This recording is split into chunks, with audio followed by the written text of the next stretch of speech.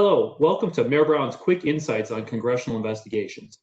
I'm Andrew Ullman, a former Republican Chief Counsel at the Senate Banking Committee. I'm joined by Michael Levy, a white-collar defense attorney and former federal prosecutor. Each week, we answer a new question about congressional investigations relevant to in-house counsel and government affairs executives.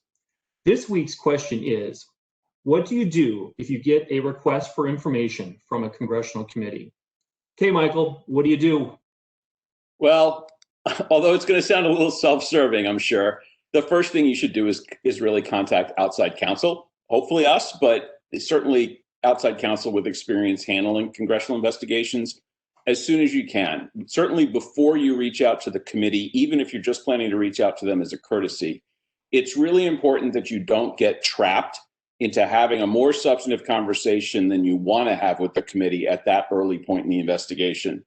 In my experience, unfortunately, far too many government affairs executives and in-house lawyers have made what they thought was just going to be an initial courtesy call to introduce themselves, only to find themselves being pushed and actually agreeing for fear of antagonizing the committee to produce certain types of documents. And once you've made those commitments, it's almost impossible really to back away from them without incurring the wrath of the staff and making yourself and your company's lives far more difficult than they need to be. If you reach out to us first, as we discussed in an earlier episode, we can help you figure out if this is a congressional investigation or if it's just a more traditional, typical legislative interaction. As we said in that episode, if it's a request in writing, chances are it's a congressional investigation.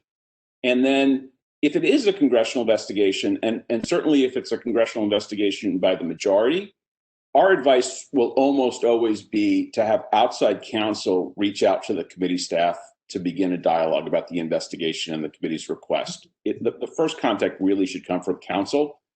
And frankly, committee staff members are used to dealing with outside counsel, so they're not going to think, oh, you must have done something terrible if you're hiring a lawyer. The fact is the staff often prefers to deal with outside counsel, especially if it's outside counsel that has experience in congressional investigations, because it just can make the discussions go much more smoothly.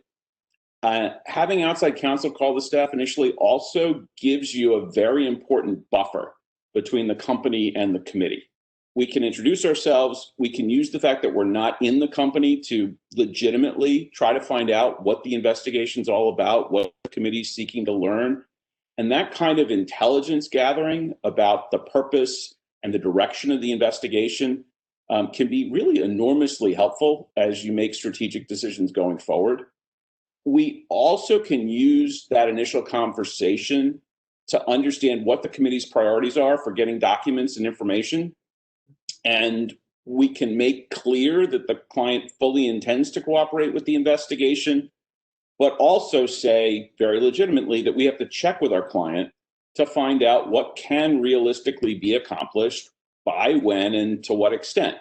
And that buffer, the ability to come back to the committee with information, gives you the time to think through before you make any commitments about what you're going to produce and when.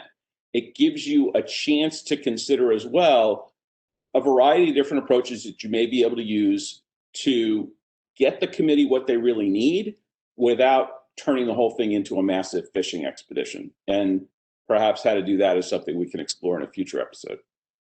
Yeah, I think that's right on, Michael. And from a staff perspective, anytime a lawyer calls out on behalf of a client in an investigation, it's to be expected. It's part of the way the process works on investigation. So it's totally normal. And even if you get a call from a congressional staffer and says, we'd like to get this information, simply saying, okay, thanks for the call. Let me get back to you. There's no harm in that. Naturally, you want to be prompt in making sure your counsel gets back to that committee staff and begins a constructive relationship with that committee staff. But simply saying, I need a few minutes to go over, call my attorney and circle back with you is always an appropriate answer from most congressional staff perspective.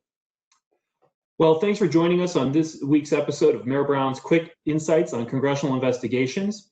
We'll see you next week.